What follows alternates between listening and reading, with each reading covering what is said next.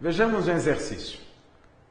Um imóvel de 90 mil é vendido com 20% de entrada e o restante é financiado em 180 parcelas mensais à taxa de 1% ao mês.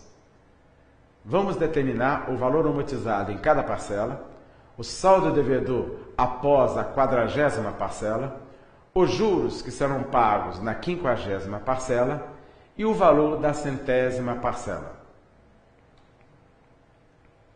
No item A, vamos determinar o valor da amortização. O valor da amortização vai ser simplesmente a divisão do valor financiado pelo número de parcelas, 180. Como o valor financiado é apenas 80% do valor de 90 mil, 20% foi dado como entrada, nós temos o valor financiado de 72 mil. O valor da amortização, portanto, vai ser de 72 mil dividido por 180 amortizações.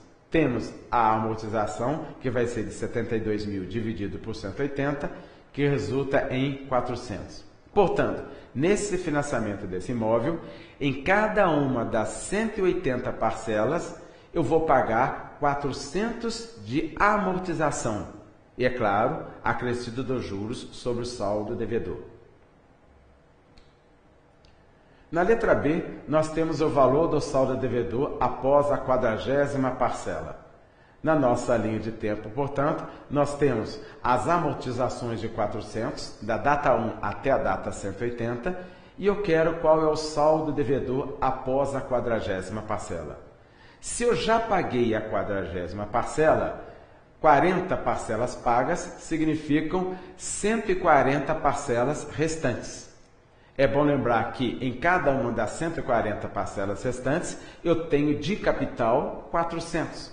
Portanto, o saldo devedor, o que resulta ainda a pagar, o que ainda tem a pagar, vai ser de 400 vezes 180 menos 40, ou 400 vezes 140 parcelas restantes, ou 140 amortizações restantes. Portanto, o saldo devedor após a 40ª vai ser de 56 mil.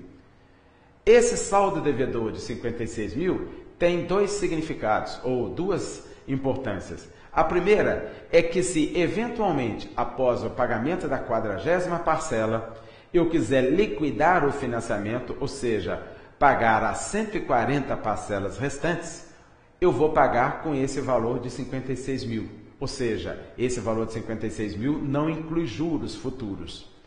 Outra importância desses 56 mil, que é o saldo devedor após a 40ª parcela, é exatamente o valor que vai determinar os juros que serão pagos na parcela seguinte, na 41ª. Como a taxa de juros de 1% ao mês, 1% de 56 mil resulta em 560. Portanto, o saldo devedor após a data 40, que é de 56 mil, vai gerar juros de 560 que serão pagos na parcela seguinte, a 41ª. Na letra C, temos o valor dos juros na 50ª parcela. O valor dos juros é 1% do saldo devedor após o pagamento da parcela anterior, saldo devedor após a 49ª. O saldo devedor após a 49ª vai ser determinado pelas amortizações restantes. Se eu já paguei 49, ainda restam 131 amortizações. Portanto, os juros serão de 1% de 400 vezes 131, ou 1% de 52.400. Nas 131 amortizações restantes, de 400, eu tenho saldo devedor de 52.400. Portanto, os juros que serão pagos na 50ª parcela serão de 524. Podemos, portanto, já concluir que juros de 524 na 50ª parcela, sabendo que o capital pago será de 400, sabemos que a amortização mais juros é a parcela, podemos saber qual vai ser a parcela paga na data 50, ou a 50ª parcela, 524 mais 400, 924. No item D, vamos determinar o valor da 100ª parcela.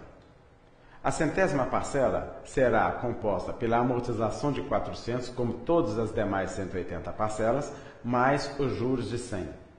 Portanto, a centésima parcela vai ser de 400 mais 1% do saldo devedor após a 99ª.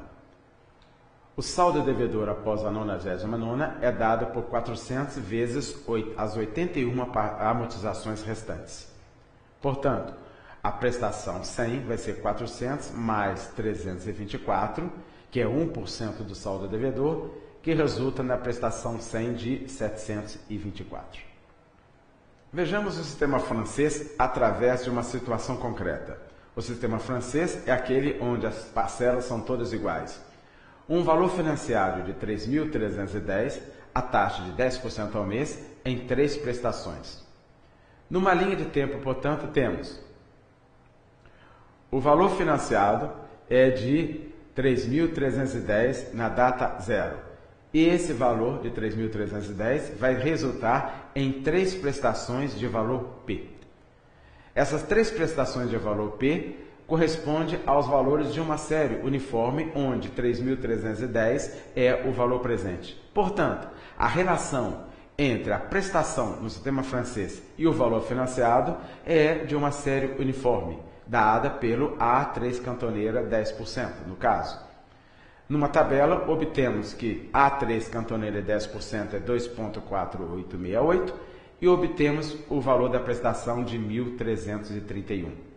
Portanto, 3.310 financiados em 3 parcelas mensais pelo sistema de francês, a taxa de 10%, resulta em 3 pagamentos de 1.331.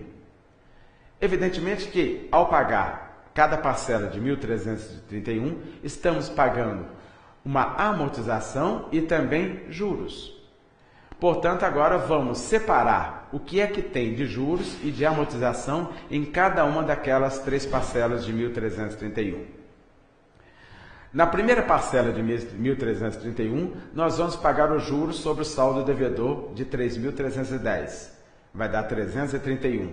Portanto, ao pagar a primeira parcela de 1.331, estou pagando 331 de juros e ainda me sobra o valor de 1.000 para amortizar a dívida inicial de 3.310, o saldo devedor de 3.310. Portanto, na primeira parcela temos 331 e a amortização de 1.000. Como o saldo devedor após a data 0 era de 3.310, ao pagar a primeira amortização de 1.000, resta o saldo devedor de 2.310. Esse saldo devedor de 2.310 gera os juros que serão pagos na data 2, de 231, 10% de 2.310. Portanto, ao pagar a segunda parcela de 1.331, estou pagando os 231 de juros, mas ainda me sobra 1.100 para amortizar do saldo devedor de 2.310 após a data 1. Portanto, ao pagar a segunda parcela de 1.331, estou amortizando da minha dívida 1.100 e resta o saldo devedor 1.210. Esse saldo devedor de 1.210 resulta na juros de 121 que serão pagos na data 3. Ao pagar a terceira parcela de 1.331, pago os juros de 121 e ainda me sobra 1.210 para amortizar o saldo devedor, que também é de 1.210 e, portanto, o saldo devedor se anula.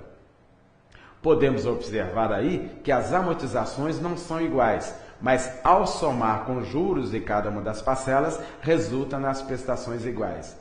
E mais ainda, as amortizações no sistema francês crescem numa progressão geométrica. A taxa de juros ao período, no caso 10% ao mês, a amortização de 1.000 na data 1, mais 10% resulta em 1.100, que é a amortização na data 2, mais 10% resulta na amortização de 1.210 na data 3. Essa é a relação entre a amortização, as amortizações do sistema francês. Como a primeira amortização é de fácil cálculo, para determinar a primeira amortização, basta subtrair da prestação os juros do capital financiado, no caso 331, A partir do momento que eu determino a primeira amortização, através da capitalização ou multiplicação pelo fator 1 mais i a cada período, obtenho as amortizações seguintes.